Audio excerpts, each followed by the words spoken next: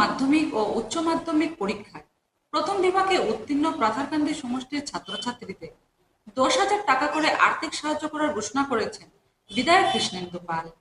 প্রধানমন্ত্রীর মন কি বাত অনুষ্ঠান শেষে আয়োজিত অন্য অনুষ্ঠানে তিনি বলেন, আগামী দিনে এখান থেকেই চিকিৎসক, ইঞ্জিনিয়ার, IAS অফিসার হয়ে দেশের সেবার নেতৃত্ব দিতে ব্রতী হতে হবে। আগামী বিশ্ব পরিবেশ দিবসে নিজের মায়ের নামে অন্তত 5টি করে ফলদায়ক গাছ লাগানোর আহ্বান জানান বিধায়ক।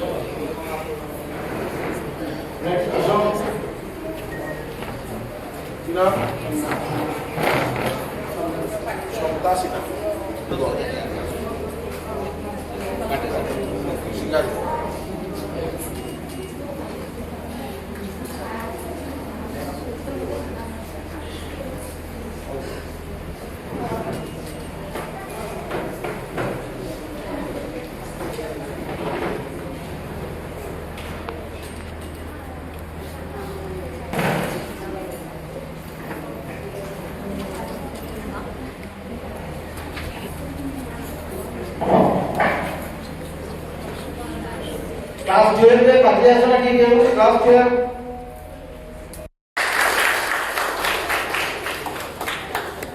और एक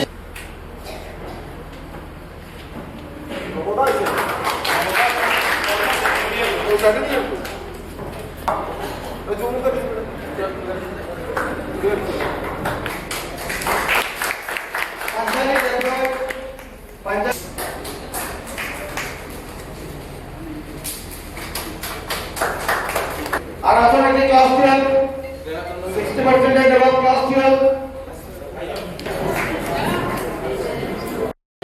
रेडी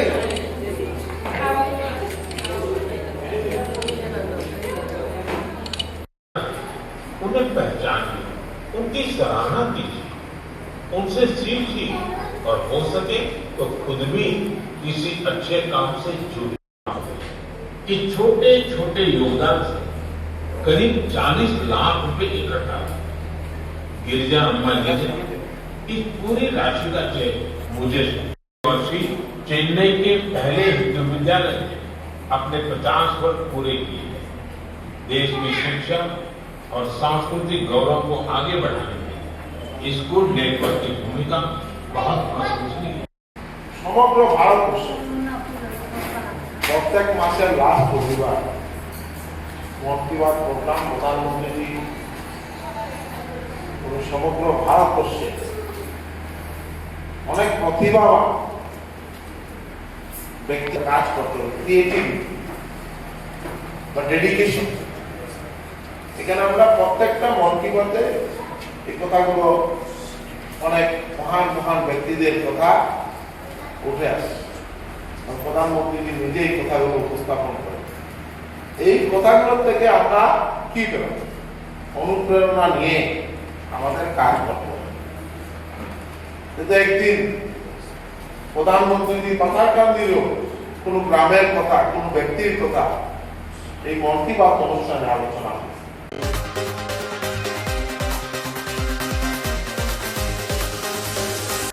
জাহানপুর গ্রামের প্রায় 500 পরিবার লঙ্গা নদীর ভাঙ্গনে ব্যাপক সমস্যার মধ্যে পড়েছেন। গ্রামের যাতায়াতের একমাত্র রাস্তাটি নদী ভাঙ্গনের কবলে পড়ায় ভোগান্তির একশেষ হতে হচ্ছে গ্রামবাসীদের। এ নিয়ে বিভিন্ন মহলে দৌড়ঝাঁপ করলেও ফল মিলছে অষ্টডম্ব। তাই এখন মুখ্যমন্ত্রীর ভরসায় এলাকাবাসী। মুখ্যমন্ত্রীর দৃষ্টি আকর্ষণ করেন স্থানীয়রা।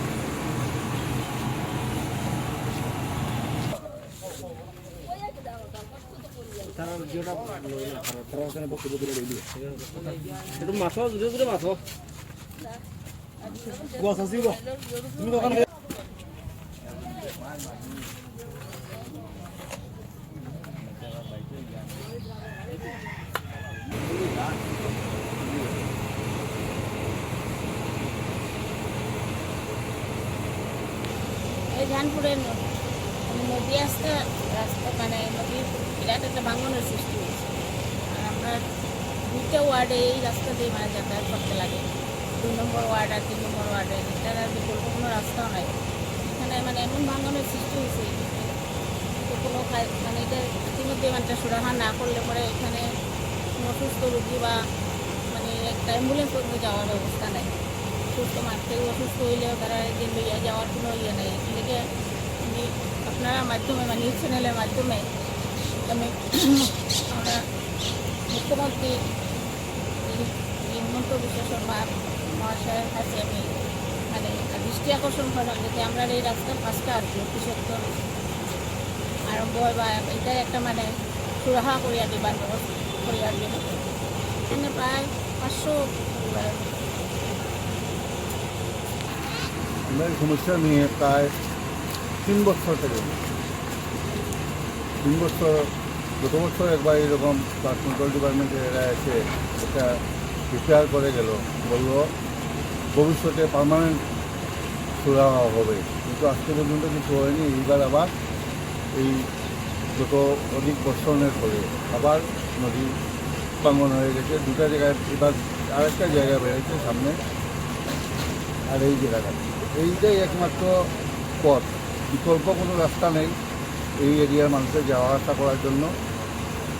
আমি উদ্বোধন কর্তৃপক্ষের কাছে আমাদের আসামের মাননীয় মুখ্যমন্ত্রী শ্রী হিমন্ত বিশ্ব শর্মা মহাশয়ের দৃষ্টি আকর্ষণ করে বলছি যে এটার একটা সুরাহা করার জন্য, এই যে একটা পার্মানেন্ট এই 2 দিন পরে পরে ওরা আসলো, একটা গড় দিল, দিয়ে চলে গেল শুধু কাজ করে, এটা না করে যাতে ভবিষ্যতের জন্য এই নদীর পাড়টা সুরক্ষিত করা যায় আর যাতে ভাঙন না হয়, নদী ভাঙন না হয়, এই দাবি রাখছি ওনাদের।